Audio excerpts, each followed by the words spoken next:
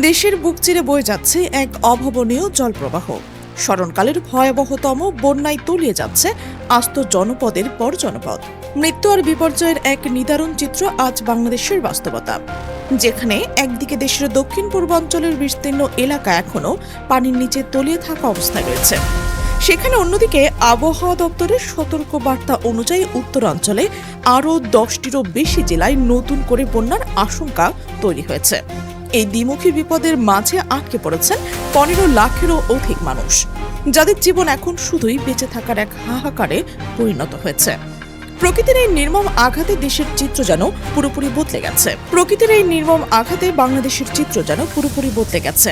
টানা বর্ষণ আর উজান থেকে নেমে আসা পাহাড়ি ঢলের মুখে দক্ষিণ পূর্বাঞ্চলের 7টি জেলা চট্টগ্রাম, খাগড়াছড়ি, রাঙামাটি, বান্দরবন, কক্সবাজার, মৌলভীবাজার, হবিগঞ্জে যে বিপর্যয় নেমে এসেছে তা শুধু সংখ্যায় প্রকাশ করা সম্ভব নয়। তবু সরকারি এবং বেসরকারি নানা সূত্রে প্রাপ্ত সর্বশেষ তথ্য অনুযায়ী এই বন্যা ও পাহাড় ধস এখন পর্যন্ত মৃত্যুবরণ করেছে অনেক মানুষ। শুধু চট্টগ্রাম জেলাতে 7,60,000-এরও অধিক মানুষ এই মুহূর্তে চরম দুর্ভোগের শিকার। আর কক্সবাজার জেলার অবস্থান বর্ণনা করা প্রায় অসম্ভব। সেখানে প্রায় 2,68,000 পরিবার এই মুহূর্তে সম্পূর্ণভাবে পানিবন্দী অবস্থায় রয়েছে। ঘরের ভিতরে গলা পর্যন্ত পানি জমে থাকা, রান্না তো দূরের কথা, এক চুমুক বিশুদ্ধ পানি ও জল পাওয়ারও দুর্লভ হয়ে উঠেছে তাদের কাছে। যে মানুষগুলো দিন এনে দিন খেত, তাদের জীবিকা এখন পুরোপুরি স্তব্ধ হয়ে গেছে। প্রতিটি পরিবার এখন শুধুই খুঁজে বেড়াচ্ছে একটু শুকনো আশ্রয়, এক টুকরো খাবার আর এক ফোঁটা নিরাপদ পানি। রাজধানী ঢাকাও এই বর্ষণের আঘাত থেকে রেহাই পায়নি। শহরের নানা প্রান্তে জলবদ্ধতার সৃষ্টি হওয়া নগরবাসীর স্বাভাবিক জীবনযাত্রা প্রায় অচল হয়ে পড়েছে। যানজট এবং জলজটে পিষ্ট হচ্ছেন সাধারণ মানুষ। কিন্তু সবচেয়ে বড় মানবিক সংকট তৈরি হয়েছে ত্রাণ বিতরণ নিয়ে। যাদের সবচেয়ে বেশি সাহায্যের প্রয়োজন, তাদের কাছে ত্রাণ সামগ্রী পৌঁছানো যাচ্ছে না। দুর্গত এলাকায় চাহিদার তুলনায় ত্রাণের পরিমাণ এতটাই অপ্রতুল্য যে মানুষের মধ্যে এক প্রকার হতাশা ছড়িয়ে পড়েছে।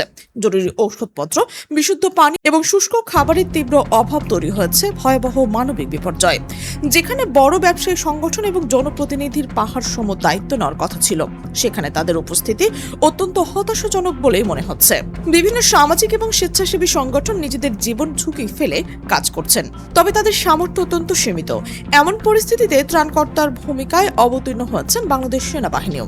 সেনাবাহিনীর নানা ডিভিশন জীবনের ঝুঁকি নিয়ে উদ্ধার এবং ত্রাণ কার্যক্রম অব্যাহত রেখেছে। দেশ জুড়ে 1131টিরও বেশি আশ্রয় কেন্দ্র খোলা হয়েছে, যেখানে লক্ষাধিক মানুষ আশ্রয় নিয়েছে। কিন্তু এই আশ্রয় কেন্দ্রগুলোর ভেতরের চিত্রটাও কম করুণ নয়। সেসব বিদ্যালয়ে কিছুদিন আগেও শিশুরা হাসি খুশির মুখে লেখাপড়া করত। আজ সেই প্রতিটি শ্রেণীকক্ষের গাদাগাদি করে থাকছে 15 থেকে 20টি পরিবার একসঙ্গে। একদিকে রয়েছে সদ্যভূমিষ্ঠ নবজাত, অন্যদিকে চরম অসুস্থ বৃদ্ধ মানুষ। কারো হাতে নেই জীবন রক্ষাকারী ওষুধ, অনেকের ভাগ্যে পুরো দিনে একবারের খাবারটুকু জোটেনি। বন্যার পানির চেয়েও ভারী হয়ে উঠছে দুর্গত মানুষের চোখে জল। একটি ছোট মেয়ে তার বাবাকে জিজ্ঞেস করছে, আবু, আমাদের বাড়ি এখন কোথায়? আমরা কি আর কখনো বাড়িতে ফিরতে পারবো? বাবা কোনো উত্তর দিতে পারছে না, কারণ যে বাড়িতে তারা গত রাতে একসঙ্গে খেয়েছেন, আজ সেই বাড়ির কেবল টিনের চালের এক টুকরো অংশ পানির উপরে ভেসে রয়েছে। একজন বাবা তার দুই হাত দিয়ে মরিয়া হয়ে ধরে রয়েছে তার শিশু কন্যাকে, যেন স্রোতের টানে তার আদরের সন্তানটি ভেসে না যায়। এমন দৃশ্য কোনো চলচ্চিত্র নয়, এ হলো আমাদের বাংলাদেশের এই মুহূর্তের বাস্তবতার একটি ক্ষুদ্র অংশ মাত্র। অনেকে ভাবছেন যে দক্ষিণ পূর্বাঞ্চল পানির ধীরে ধীরে নামতে শুরু করছে, সাঙ্গু এবং মাতামুহুরী নদীর জলস্তর কমছে, মানুষ হয়তো শীঘ্রই বাড়ি ফিরতে পারবে। কিন্তু এখানে শেষ নয় দুঃসংবাদের। যখন একদিকে সামান্য স্বস্তির নিঃশ্বাস ফেলছে মানুষ, ঠিক তখনই দেশের অন্যতম প্রান্তরে জমাট বাঁধছে আরও একটি প্রলয়ঙ্কারী বিপদ। আবহাওয়া অধিদপ্তর এবং বন্যা পূর্বাভাস ও সতর্কীকরণ কেন্দ্র থেকে পাওয়া সাম্প্রতিকতম তথ্য অনুযায়ী দেশে আবারও 10 থেকে 12টি জেলা নতুন করে বন্যার চরম ঝুঁকিতে পড়তে চলেছে। এই নতুন আশঙ্কার পেছনে রয়েছে মূলত 3টি কারণ: দেশের অভ্যন্তরীণ ভারী বর্ষণ, উজান থেকে নেমে আসা পাহাড়ি ঢল এবং পূর্ববর্তী বন্যার ক্ষত। রংপুর, ময়মনসিংহ, ঢাকা, চট্টগ্রাম এবং সিলেট বিভাগ অতি ভারী বৃষ্টিপাতের সম্ভাবনা দেখা দিয়েছে। একই সঙ্গে ভারতের মেঘালয়, আসাম, পশ্চিমবঙ্গের প্রবল বর্ষণ চলছে। এই উজানের পানি পাহাড়ি ঢল হয়ে সরাসরি বাংলাদেশ, সিলেট, ময়মনসিংহ এবং উত্তরাঞ্চলের বিভিন্ন নদ নদীতে প্রবেশ করছে। উত্তরাঞ্চলের পরিস্থিতি ইতিমধ্যে আশঙ্কাজনক হয়ে উঠতে শুরু করেছে। বিশেষ করে তিস্তা নদীর জলস্তর নিয়ে সতর্কতা এখন সর্বোচ্চ পর্যায়ে পৌঁছেছে। আগামী কয়েক ঘন্টার মধ্যেই তিস্তার পানি মহাবিপদসীমা অতিক্রম করতে পারে বলে বিশেষজ্ঞরা ধারণা করছেন। এর ফলে নীলফামারী, লালমনিরহাট, রংপুর, কুড়িগ্রাম এবং গাইবান্ধার জেলাগুলো নতুন করে প্লাবিত হওয়ার প্রবল আশঙ্কা রয়েছে। তিস্তা, ধরলা, দুধকুমার নদীর জলস্তর বৃদ্ধির কারণে উত্তরাঞ্চলে যে নতুন মানবিক বিপর্যয়ের আভাস পাওয়া যাচ্ছে তা দেশের সামগ্রিক পরিস্থিতিকে আরও জটিল করে তুলেছে। অন্যদিকে উত্তর পূর্বাঞ্চলে সিলেটে, সুনামগঞ্জ, নেত্রকোনা, শেরপুর এবং ময়মনসিংহেও নতুন করে সংকট দেখা দিয়েছে।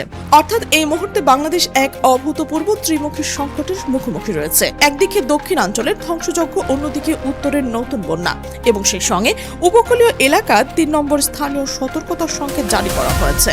সমুদ্র উত্তাল থাকায় উপকূলীয় অঞ্চলের মানুষ এবং জেলেরা আরও বিপদের মুখে পড়ছেন। কৃষিক্ষেত্রে এই বন্যার আঘাত কতটা ভয়াবহ তা আগামী কয়েক মাসের মধ্যেই স্পষ্ট হয়ে উঠবে। এখন পর্যন্ত প্রাপ্ত তথ্য মতে প্রায় ৮,০০০ হেক্টরের অধিক জমি ফসল সম্পূর্ণভাবে তলিয়ে গেছে। সারা বছর যে ফসল ফলানোর স্বপ্ন দেখে কৃষকরা দিন গুনছিল, সেই সোনালী স্বপ্ন আজ বন্যার কর্দমাক্ত পানিতে বিলীন হয়ে গেছে। অনেক কৃষক ঋণ নিয়ে ফসল ফলিয়েছেন, আজ তারা সম্পূর্ণভাবে নিঃস্ব।